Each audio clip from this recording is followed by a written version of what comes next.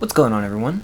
I hope you're having a great day today, and today's video is going to be pretty short. I just wanted to go over and make a brand new video on the Season 10 ALC settings. So the first thing I'm going to do is show you my ALC settings, that way those of you who came here just for that can get your ALC settings and just go. And then the next thing I'll do is go a little bit more in depth into each ALC setting. So if you want to stay for the explanations, or you've already heard them 1,000 times because other people have made videos on this already, then feel free to just skip along and move on to another video. But for those of you who actually want to learn why I use the settings I do, stick around and I'll give a pretty good explanation of why. So we're gonna go ahead and go into our settings, go to the controller, and my button layout is going to be the first thing I'm going to show y'all. So I play on a SCUF controller, and I'm an idiot.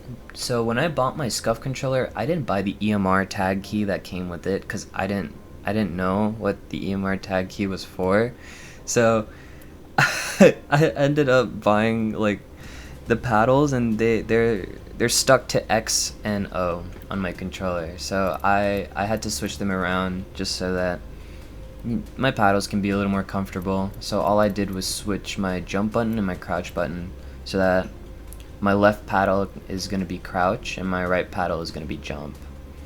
Other than that, I haven't changed anything else. Everything else is on default, and to be honest, I would have kept this on default too if I didn't mess up on buying an EMR key.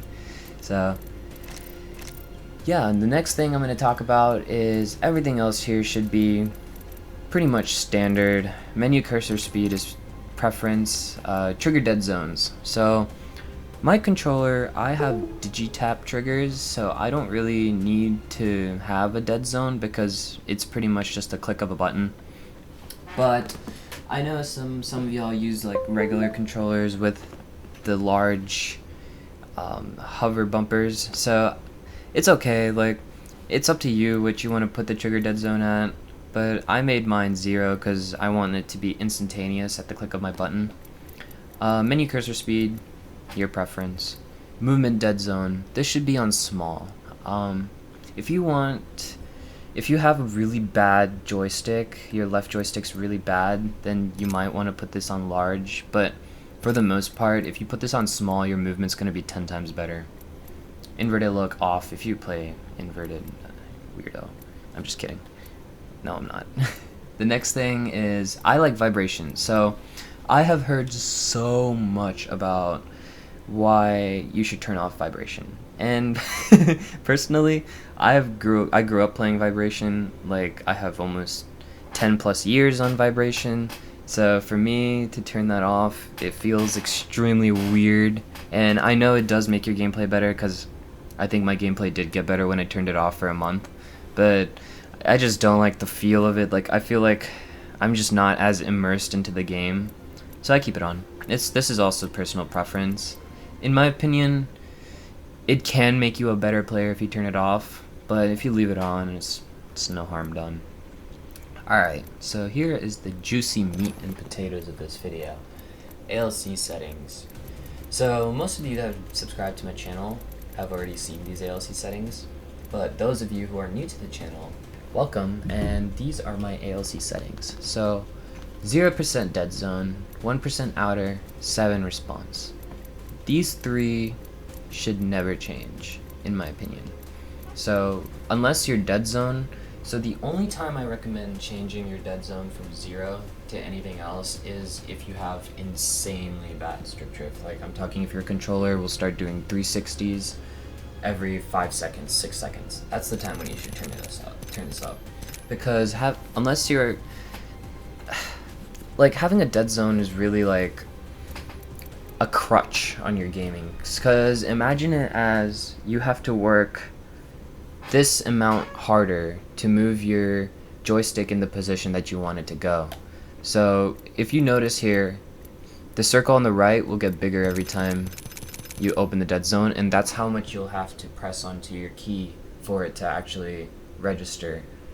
So I like to keep this on 0. I want to have full control over my right analog stick, and I don't want any issues with my dead zone. For the most part, I don't have insanely bad stick drift, but as you can see, I do extremely slow 360s, which doesn't bother me as much. In fact, it kind of like I kind of like it because when I'm dropping off the ship, I can just turn around and it'll quickly scan the entire environment for me without having to touch the controller.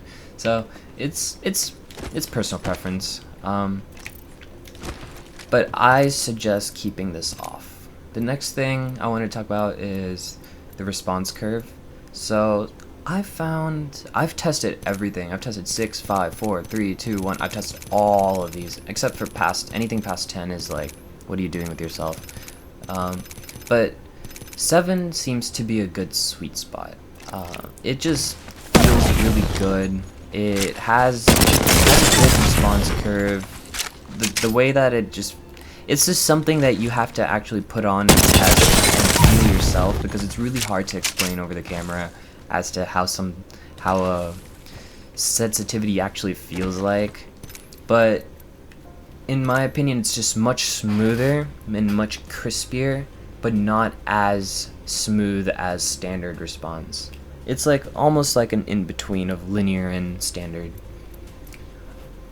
Per optics, 1.0, 1.05, so this should be 1.05 two times, 1.1, 1.2, 1.5, 1.5, 1.6. These are also preference, but based on the settings that I have changed these because I just like having my ADS be faster than my normal one times ADS, because these optics will slow your ADS down, and so you want to essentially increase that just to keep the same amount of ADS as your 1 times to have everything cohesive. The next thing we're going to go over is the pitch and yaw speed. So your yaw speed can be anywhere from 400 to 500. I play on max. I like to turn very fast. I love being able to just turn like that and do quick movement techniques. So I make sure to keep mine on max, but up and down pitch speed is not that important. So you don't want to be doing this, right? Like when you're aiming, you don't want your gun to shoot up and down like that, like super fast. You want it to be controlled, and you want to control that very easily. You don't want to do too much work.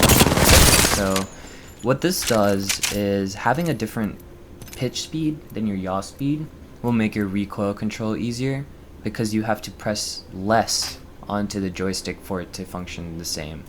So instead of going all the way down on your joystick like that, all you have to do is just press very slightly and it'll automatically do it for you, which is why I like recoil control becomes so much easier.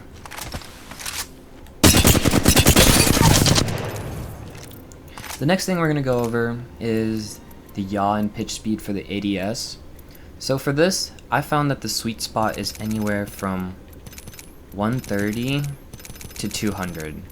And 200 might be a little bit on the higher end because it is a little bit harder to hit your shots as you have faster ADS. But having I play on 180.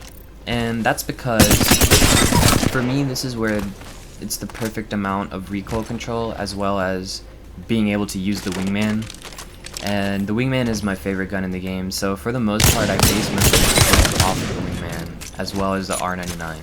I want to make sure that these two weapons, every time I go into the game, I know 100% that they're going to work for me every single time. So for me, the wingman is especially, because I know a lot of you guys struggle on the wingman. I struggled on the wingman when I first started the season, and these settings let me use the wingman much easier. Like, it's really hard to miss, even without optics. And you hit headshots a lot more often than you think. So yeah, I think that's gonna conclude today's video. I don't really have anything else for you guys, and for the most part, these settings are gonna be really good if you're just now getting into the game, or even if you're an experienced player. Like, these are fantastic settings because they not only give you like a baseline for all the weapons in the game, but they also help you control your recoil.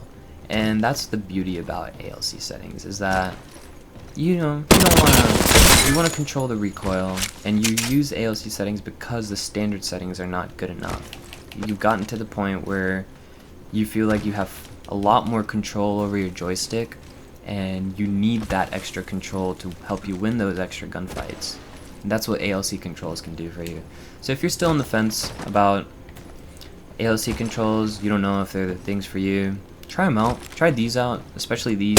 I've been using this for about a year now, and if any of y'all have watched my videos for the last 7 months, 8 months, y'all know that my sensitivity has not changed. I will continue making these videos because I know you guys really like my ALC explanations, so I'll continue making them for every season.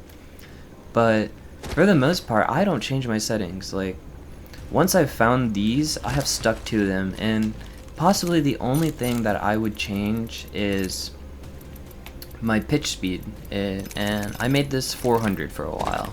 So that's about the only thing. Like, if you want a true mouse and keyboard feel, I would probably use 400. Then the sensitivity becomes extremely fast. You can move around quick. You can make quick adjustments. You can do flick shots.